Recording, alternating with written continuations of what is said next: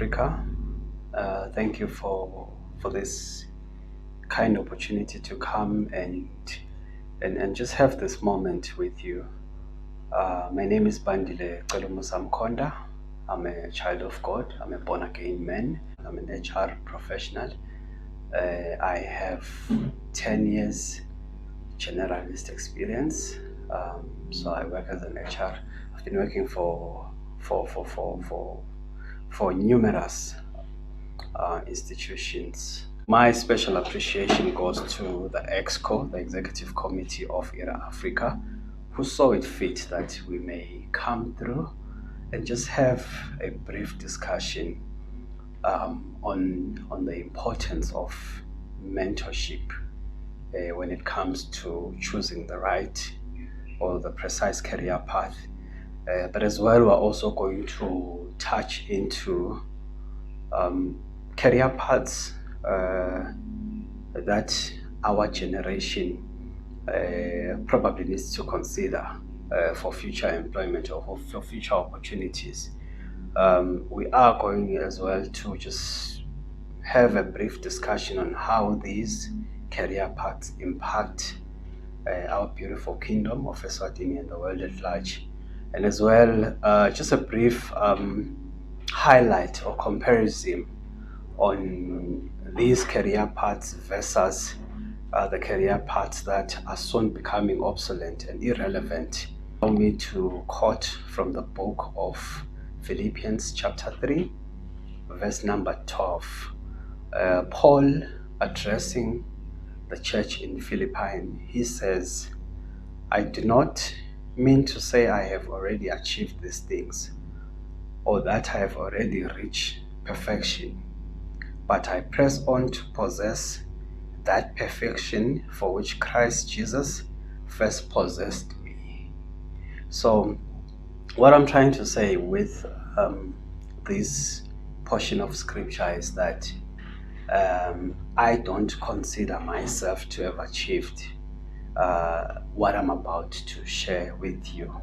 Being someone who continuously strives for improvement, I am also at warfare, if I can use that language, to say I'm also giving it my best. I'm not complacent. I'm also trying by all means to ensure that I apply some of these principles that one is going to share with you today. There's a quote as well from an author called Brian Cade. He says, I don't know is my favorite position. Now, I just want to challenge us young people that may this be our attitude as we engage on this matter. Tell yourself, my favorite position. Tell yourself, I choose that I do not know. And you'll be amazed by so doing, there are certain truths that are going to be impacted. And certainly they're going to influence your career path, and they're going to influence you as you go forward. Now, coming into the discussion or the engagement on the importance of mentorship and guidance when choosing a career path, I think it is important for us to understand that what really is mentorship.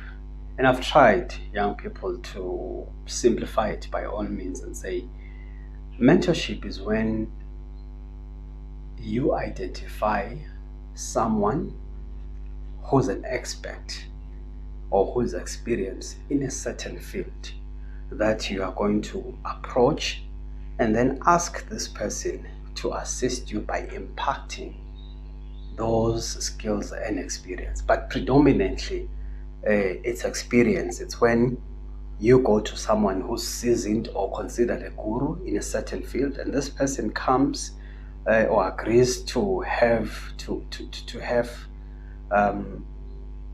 commit to you, and probably for certain specified period of time or indefinitely, and then you are going to be having these sessions. Now, it is important to note that mentorship ideally needs to be structured. I think you'll agree with me that everything that is not structured cannot be measured. So for you to be able to measure the impact of that session or those sessions that you have, certainly there has to be some kind of a structure, and obviously encompassed on relationship. There's a difference between mentorship and life coaching. A brief background on life coaching.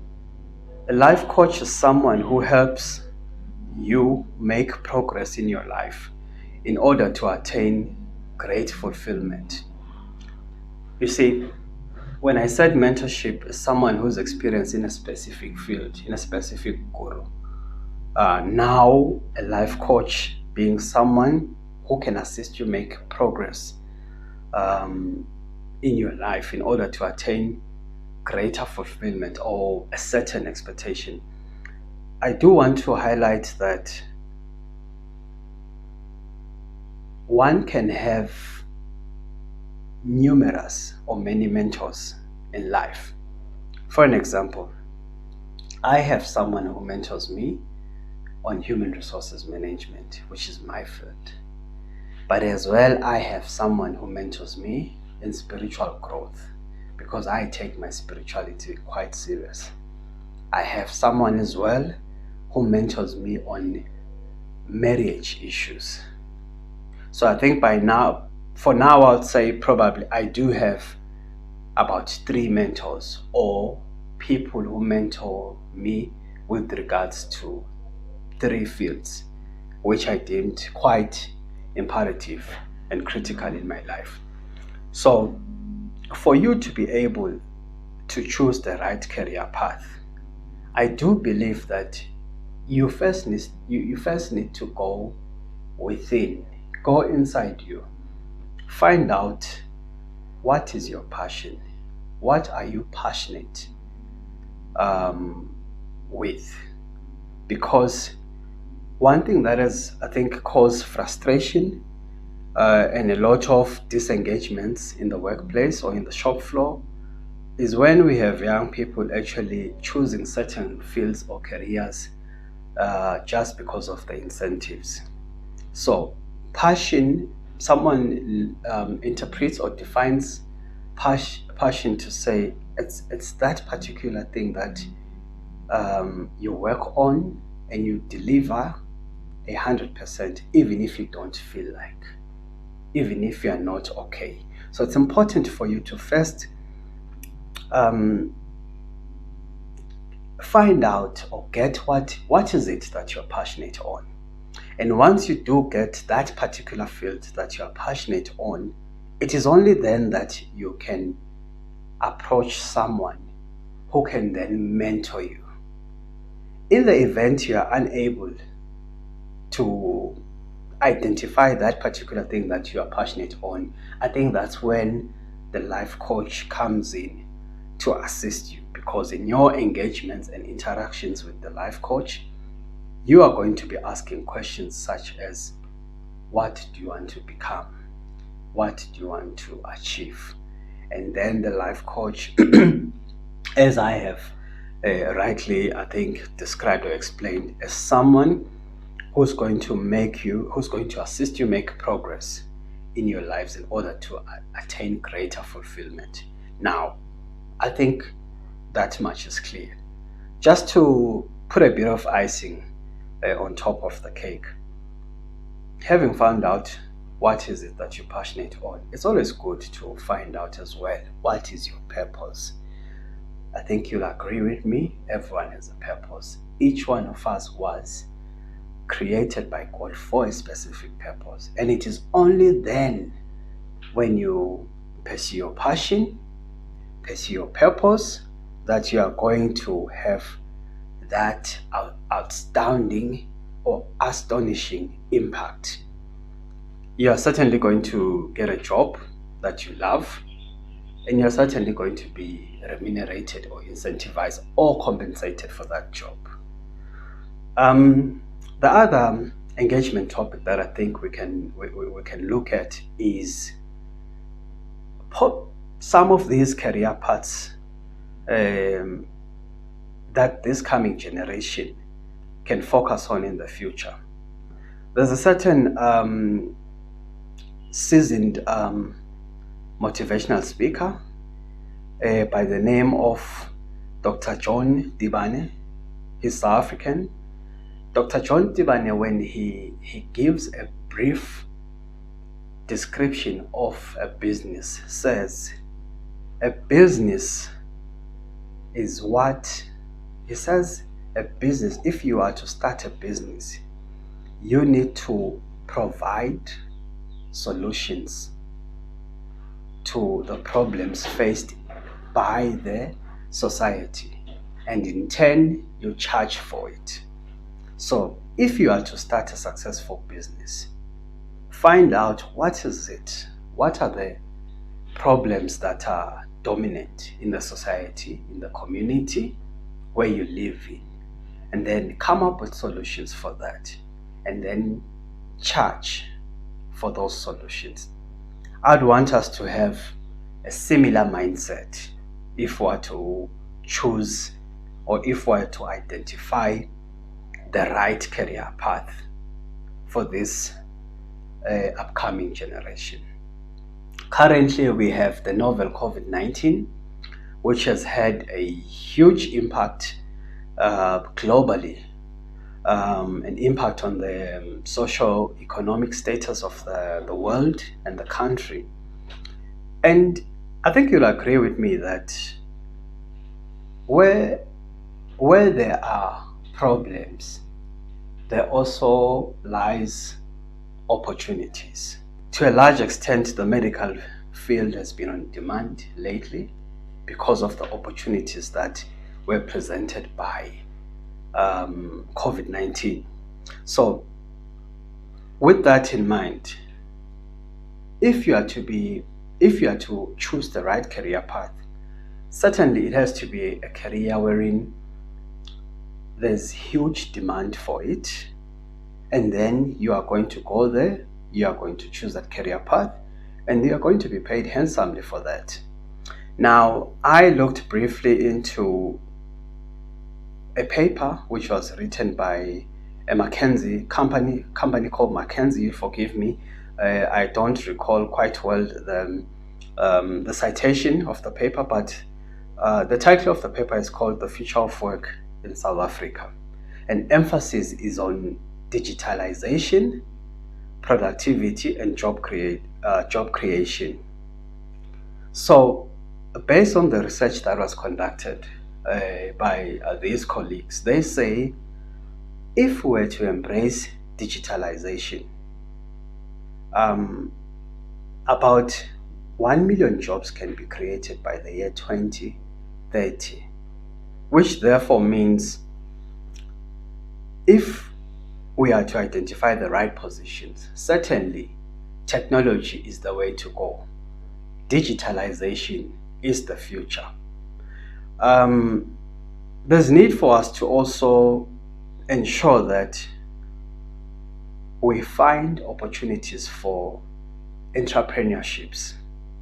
You know, we live in a country, we live in a world wherein our educational system, with all due respect, our educational system has always been that you need to go to school, you need to study and go and be a clerical assistant, or go and be part of the medical industry, or be part of the armed forces, or be a teacher for that matter. And with all due respect, these are all good positions.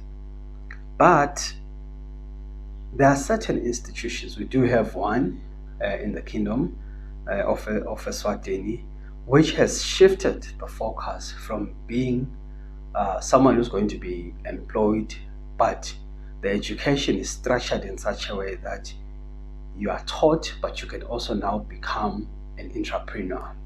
So I do believe this is also a future, and we need to start considering that. There's also need to have a lot of focus, or to place a lot of focus and emphasis on skills.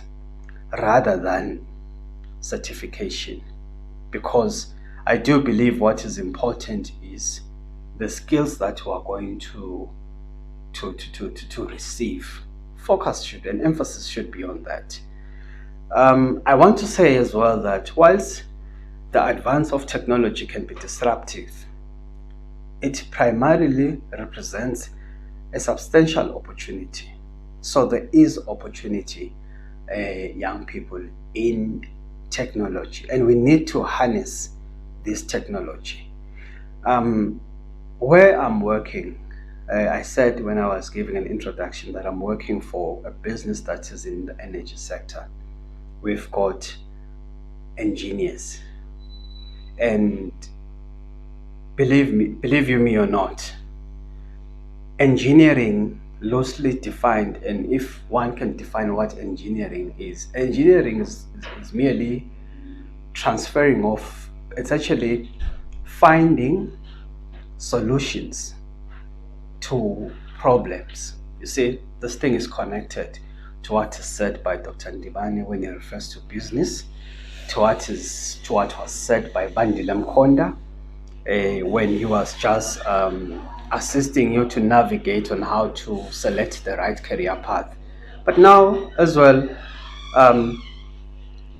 it is important for us to understand that when you are an engineer, you are trained and you are hired to solve problems. And I believe that's where the future is. That's where opportunities are. So I see the engineers at work, and they're doing outstanding work. And certainly we are at a point wherein some of them have now been perceived as scarce and critical skill. And a skill that is scarce and critical is a skill that you want to retain as a business, but over and above retaining it, you want to make sure that this skill is incentivized accordingly. So that, I believe, is important. You will note, young people, that I am not telling you that I'm not prescriptive to say go and be a civil engineer or what, but I'm saying we need to embrace technical work, because that's where the future is. I do want to touch as well on, I said COVID-19 has had an impact on the workplace. Now, some of you who are working and some of you have got parents that are working, a lot of organizations were forced to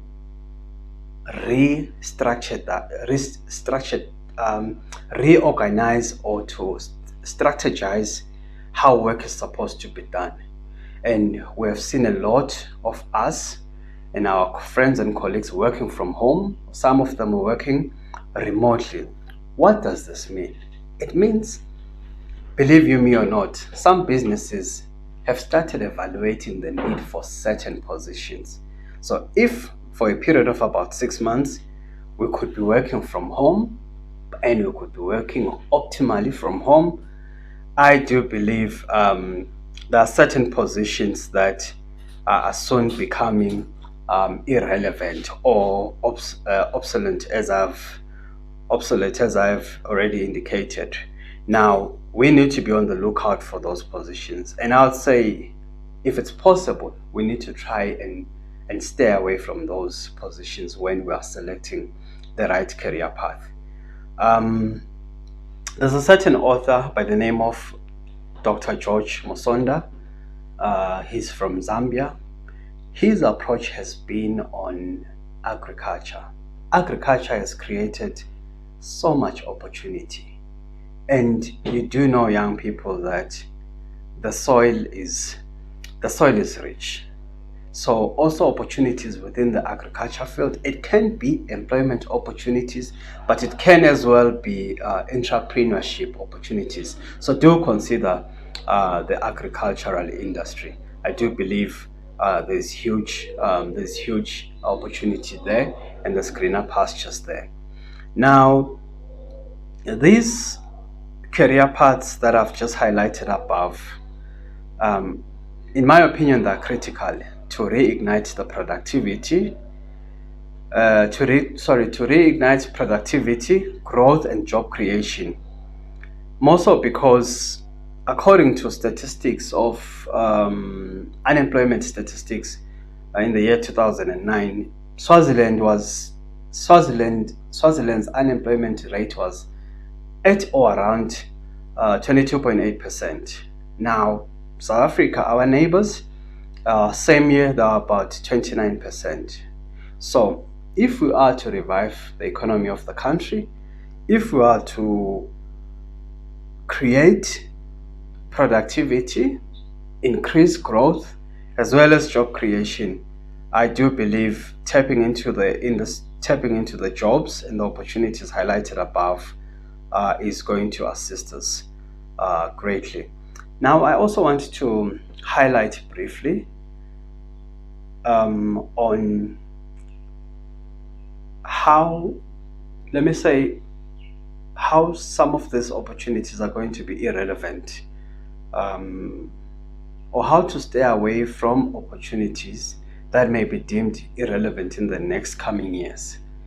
I've seen in my studies, I've since come across and I've appreciated that learning is twofold. There's what is called learning so that it influences or it informs your vertical growth, which is vertical movement, meaning your hierarchy. So I've been educated, now I can go and be a manager or a level higher than the one that I'm currently possessing. But now, quite interesting, there's the horizontal movement, which emphasizes a lot on specialist. And I do believe this is also an opportunity to tap into, wherein you will learn. Remember, I said earlier on, the learning needs to be focused on the skill and not certification or not certificates. So if we're to tap a lot into this horizontal learning or learning for purposes of horizontal movement, it means we are going to be a cut above the rest, and we are going to be specialists in our field. And tell me, young people, who doesn't want to have a specialist in a field? Let's consider a position like a receptionist. It may be regarded as a position that is probably it's probably one of those positions that may be facing redundancy soon in the near future.